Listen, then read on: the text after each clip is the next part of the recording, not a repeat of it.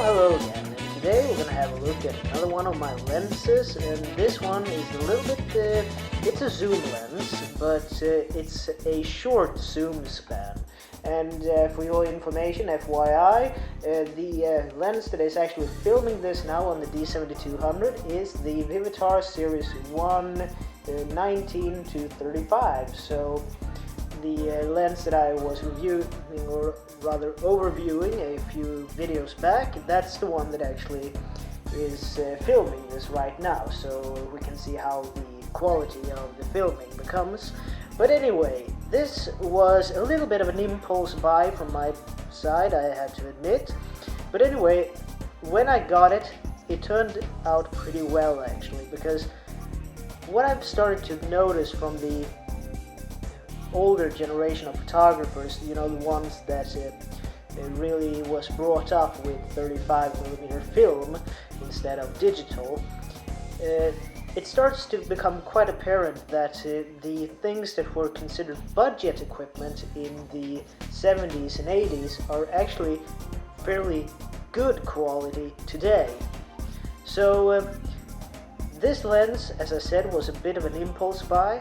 I bought it on eBay, of course, and this was bought from Germany, so it was within the European Union, so there were no, import tax on it. So that's a good tip that I would like to say. If you're gonna buy on eBay, try to find an eBay vendor that is within the European Union, because at least for us, you don't have to pay import tax on it.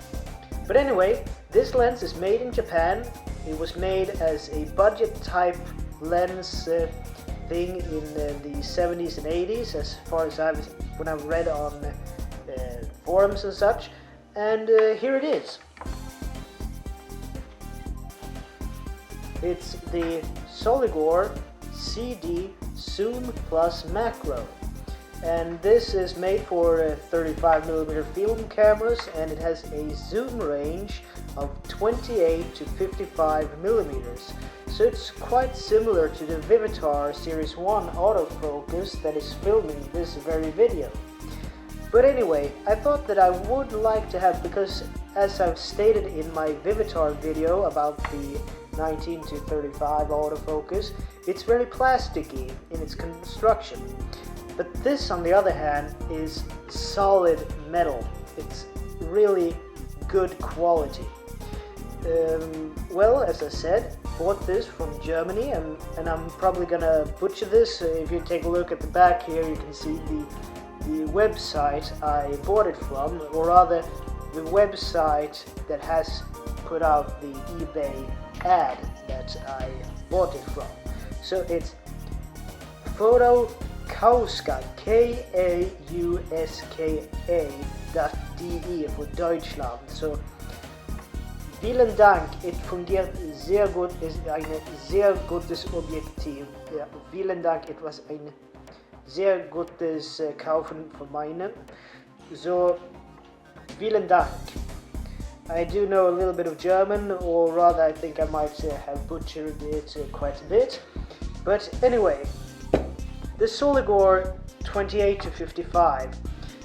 This was made as kind of a budget alternative to the high-end brands and the name brands like Nikkor and so on.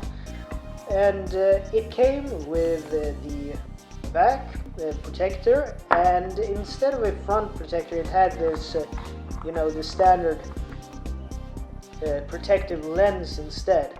So I consider this more as a front lens cap than a protector, so at least the front element isn't directly exposed, but I can at least take that one off and get the clearest picture possible.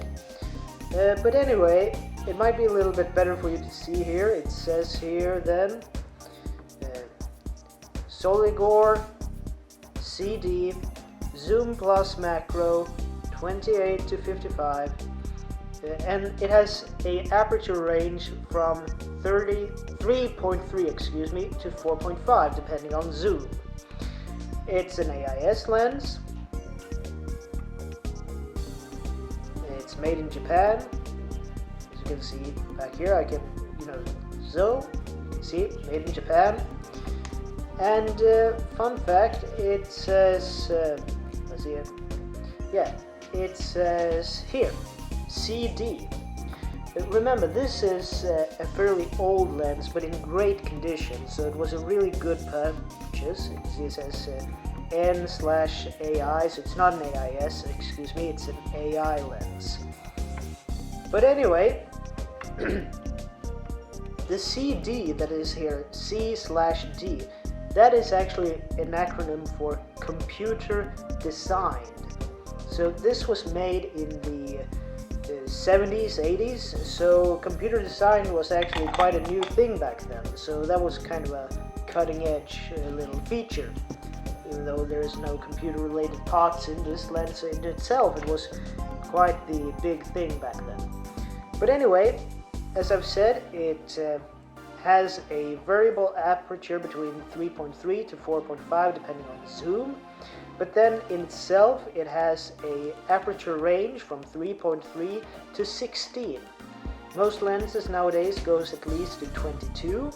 That goes for the most of my autofocus lenses. You have to put them on aperture 22 in order to use the electronic aperture control. So you can use it in aperture priority mode or manual mode on the D7200.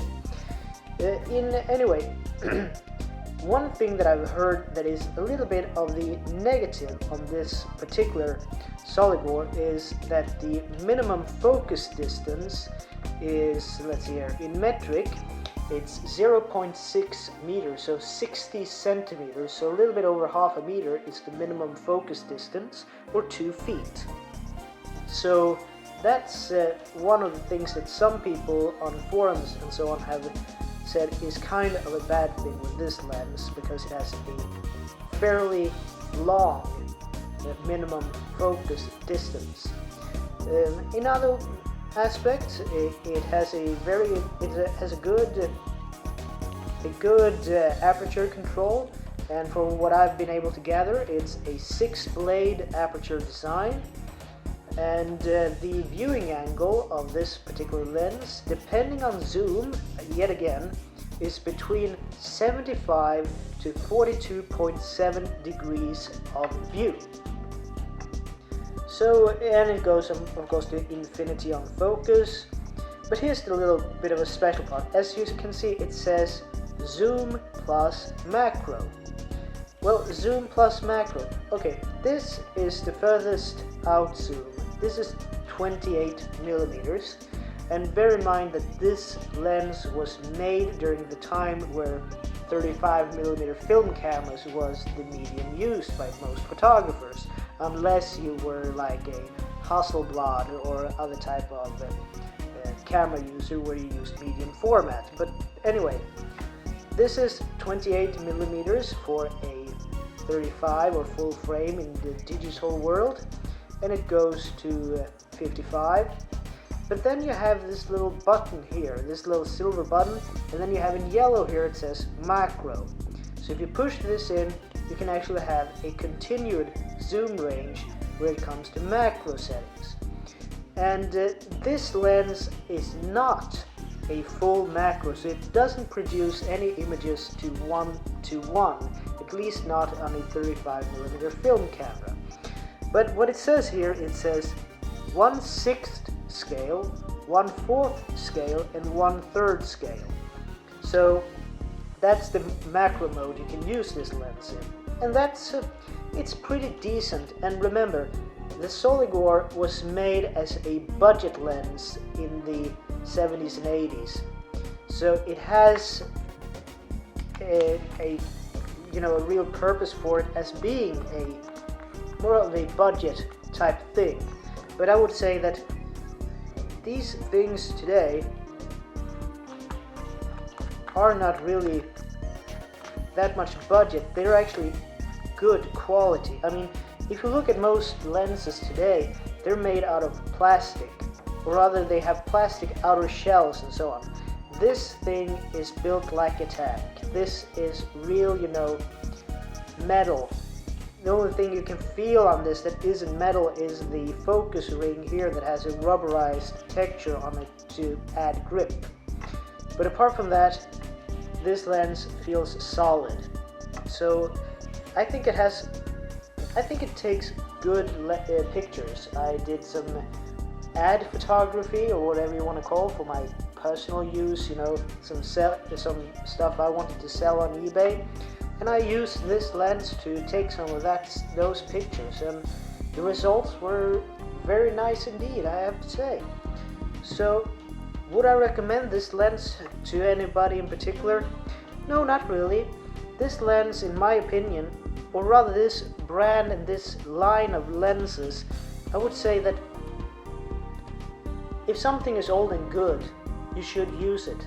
This is an AI lens, so it can be used with today's digital cameras. This is a Nikon F-type mount, so that's what its intended use is.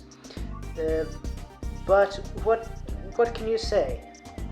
It's an older lens, it's fully manual, so it's not fast in focus because you, the photographer, has to do the focus on it. So that's why we have, you know, autofocus lenses. But if you say, do you need vibration reduction? No, you don't really. If it's those types of shutter speeds where you need vibration reduction, and this is just my opinion, then you can use a tripod. There is nothing wrong with that. So all in all, I would really recommend this lens for anybody who's into, you know, getting some old school equipment that is still good quality for what they usually have to pay for it. I know that these lenses don't go for that much. I paid, now this is in Swedish kronor, so you have to go to Forex or something to get it into your particular currency. But I would remember that I bought this for about 300 Swedish, and that's about 25-30 pounds. So there you have it, the SOLIGOR CD Zoom Plus Macro 28-55.